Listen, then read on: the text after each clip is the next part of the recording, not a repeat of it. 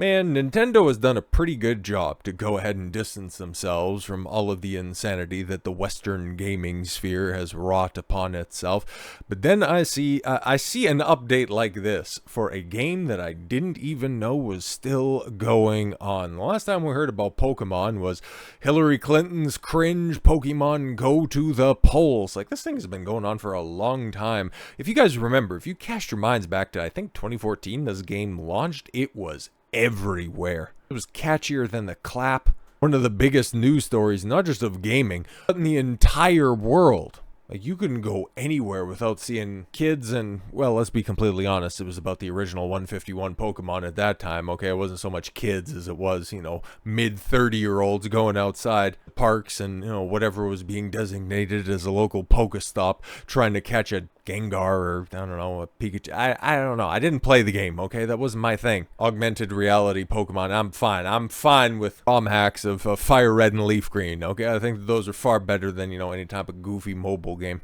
But that shit was printing money hand over fist. But now, here we are over a decade after its release, which is so strange to think about. And the only time the Pokemon Go can get coverage is when they do something incredibly stupid. So I seen this post go up. And I was like, what are you guys doing? Your avatar can now look even more like you. Yeah, interesting what she did right there. Okay, so there's the picture that you can see. It should be cropped out, decently well. So you got this chick with some blue hair, and it's like, okay, cool. So that's the demographic you're going for. Fantastic. Properly reflecting herself by just having this androgynous nothing that looks like she's wearing a diaper underneath her virtual avatar, when you used to have characters looking like what you want on the left to all of a sudden start to look like what on the right. Like, yo man, they really stepped in it with this one. Okay, and you could see the traction on the original post. 3.7 million views, 7,000 comments to 4,000 likes. It was not being received exceedingly well, and new Pokemon Go avatars are so ugly. Players are quitting the game. That's not what you wanted when you do an update. Something that's supposed to be so cheery. Yeah, we want your avatars to look even more like you. Just gray jumpsuit wearing he, she, they, thems. Fantastic. We're excited to announce that new avatar customization options are now live in Pokemon Go. Well, if you gave the opportunity for different body types instead of just, I don't know, hipless freaks with round heads, like what are we doing here, man? What are you trying to say about your user base if those are supposed to better reflect the people playing the game? Okay, if poor developer decisions and a lack of engagement content weren't enough for players to quit Pokemon Go, recent changes to playable avatars might be the straw that breaks the camera up's back. Get it.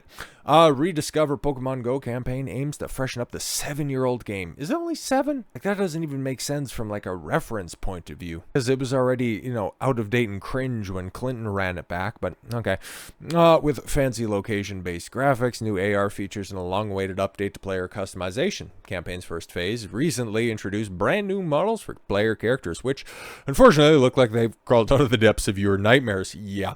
While these new customization options offer a long requested features like hairstyles and body types, well, that'd be great. They come at the cost of making every player look like they've crawled straight out of Bloodborne. Oof, that's fairly accurate. Whether it's the unsettling faces, yeah, man, like that dead-eyed stare as opposed to the old avatars, like, what are we doing? And just the desaturated colors? Brother, what are we doing? Disproportionately long bodies.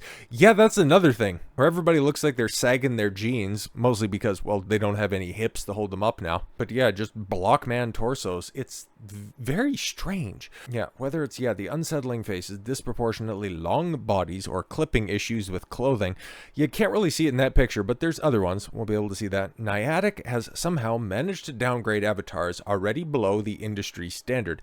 Yeah, you might think it's a little bit forgiving given the fact that it's a mobile game, but this is Pokemon Go. This is a legacy game from a legacy company. They're not short on resources. It's just, what are they doing with that? Needless to say, yes, the Reddit for Pokemon Go is revolting against this. You know you screwed up when. that has a field day of complaints, confusion, and of course memes. At the time of writing, the titles of some top posts on the subreddit include, "Please roll back this atrocious update. I have no words. Wow, they've managed to completely ruin my trainer. I didn't think I'd be this awful. Seriously considering deleting this game." But yeah, when that picture I will present without too much comment, it ends up being the most attractive thing you can do. I don't know what the hell, man. Okay, yeah, I don't see what all the fuss is about. Yeah, no, exactly. Nothing to see here at all whatsoever. Like, what the hell are we doing, man?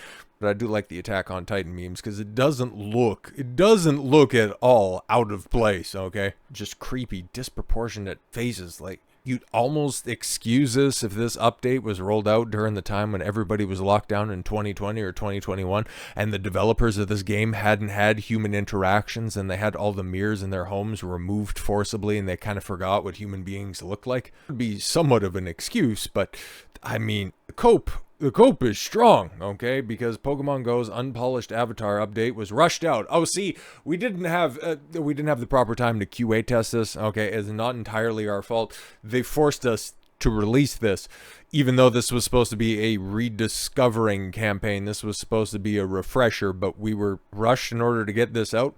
You're kind of exposing yourself. You're kind of exposing your company as being lackluster. When you make admissions like this, when you try to grab for an excuse, it ends up making you look worse, my guy. Pokemon Go's recent overhaul, the player avatars has the community divided. It's not really divided in so much as it looks like they're unified against the company on the new look and customization options. The state of the update surprised game testers too, with one revealing that these major changes were likely pushed out before they were done and won't get major updates. Oh no! So yeah, rediscover our ugly game. No thanks. Damn it, why didn't it work? In an April 19th anonymous interview with Pokemon Go journalist, this person, one player who volunteers their time to review, discuss, and occasionally test beta features for Niantic, provided a look behind the scenes at how the company has handled the avatar changes from their perspective.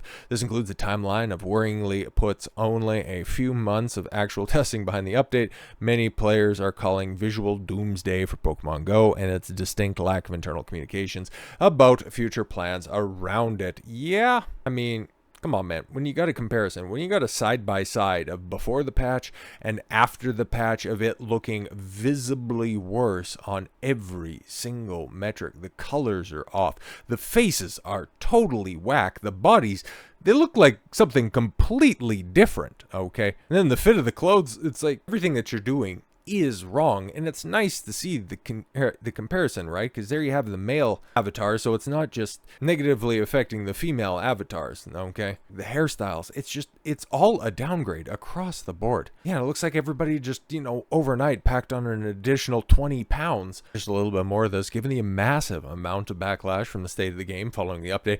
Players in the feedback group have spent time gathering specific points and issues with the avatars, forwarding them through the proper channels.